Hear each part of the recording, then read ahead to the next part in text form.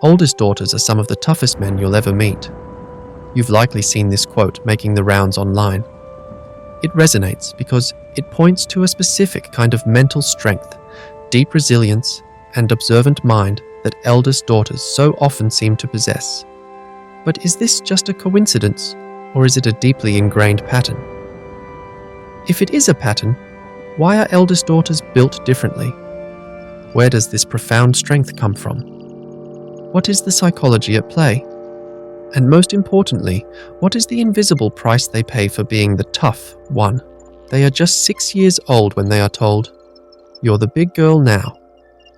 It might be said with a proud smile, but the sentence lands like a small command. From that moment, small things stop being just theirs. Their lunch, their homework, their tears, they suddenly become part of someone else's peace to protect.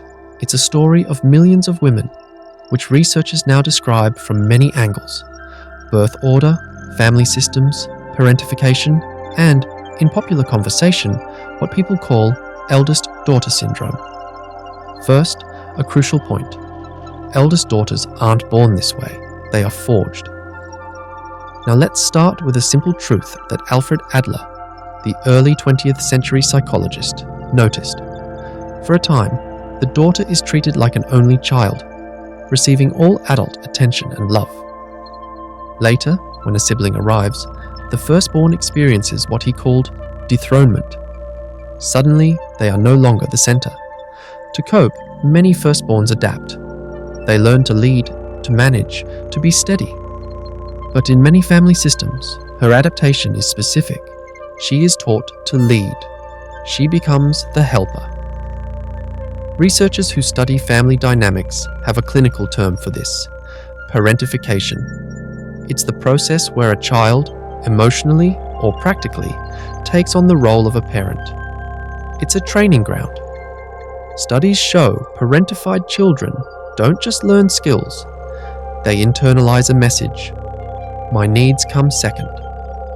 That's the seed of a paradox.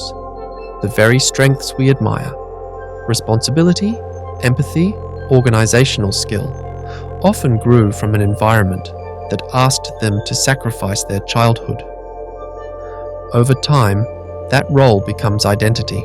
Instrumental parentification is the practical side. This is why many eldest daughters are masters of logistics. They were cooking, cleaning, and managing siblings' schedules at an age when others were only responsible for themselves. But the more profound layer is emotional parentification. This is when the child becomes the family's shock absorber. She becomes the mediator, the confidant, the person who learns to read a parent's mood from a set of keys in the door. This is why, if this is your story, you might find that your emotional intelligence is one of your greatest assets. You didn't just learn to have feelings, you learned to manage them for an entire group. But what set of skills does this intense, early training build that help eldest daughters into adulthood?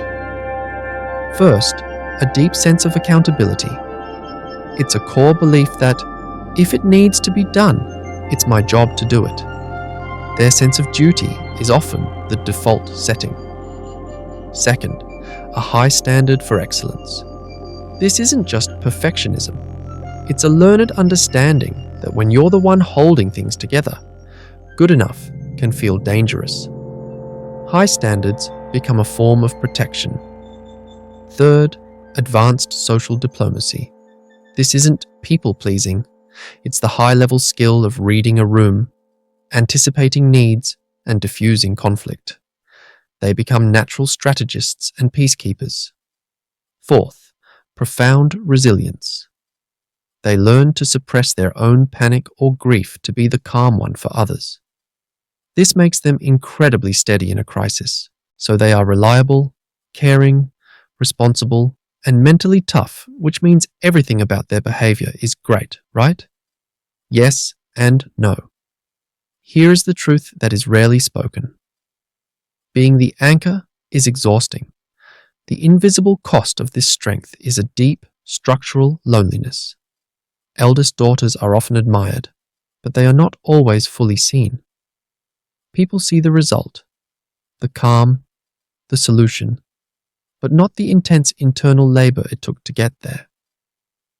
If this is your story, this is why you might feel a strange guilt when you try to rest. As an adult, pausing can feel like you're failing at an invisible job you never even applied for. This pattern echoes in life. In relationships, they may naturally slip into the caretaker role, attracting partners who need care rather than partners who can give it. At work, they are often the superstars, right up until they burn out, because their value has always been linked to their utility. And there's grief attached to this life. Many eldest daughters speak of a lost childhood, a sense that opportunities to play, to take foolish risks, to be messy were traded for competence. There's often hidden resentment, felt and unspoken, because the gratitude they expect rarely matches the labor they give. The core struggle for the eldest daughter is to be valued for who she is, not just for what she does for everyone else. If this is sounding painfully familiar, you may be wondering, is there a way out? The answer is yes, and it is practical, gradual, and often counterintuitive. The goal is for the eldest daughter to learn how to manage her own strength in a way that is sustainable and honors her own needs, which can be achieved by following 4 steps. First, a vital mental shift, moving from being responsible for others to being responsible to them. She can be kind, supportive, and loving, without absorbing the full weight of their emotions and problems. Second, practicing strategic delegation.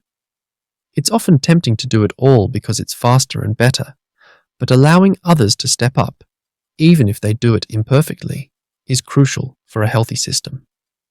Third, scheduling active recovery. This isn't just rest, it's the non-negotiable time required to recharge. Treating this time with the same seriousness as a work meeting is essential for long-term resilience. Fourth, reparent yourself. Imagine what a kind, fair parent would say to you, the one who allows mistakes and rest, then practice that voice. Finally, an appreciation audit. Acknowledging who in her life sees her, who asks how she's doing with no other agenda, who celebrates her wins. Investing her finite energy in those reciprocal relationships is key. Let's be clear, the skills the eldest daughter learned, her empathy, her leadership, her deep-seated resilience, are real, and they are powerful. She was asked to hold things she was never meant to carry, and she did. That takes a strength of character that deserves recognition, not just more responsibility. She is not just the responsible one. She is, in many ways, the architect of her family's stability. To the eldest daughter, we see you. To everyone else, it's your turn to look.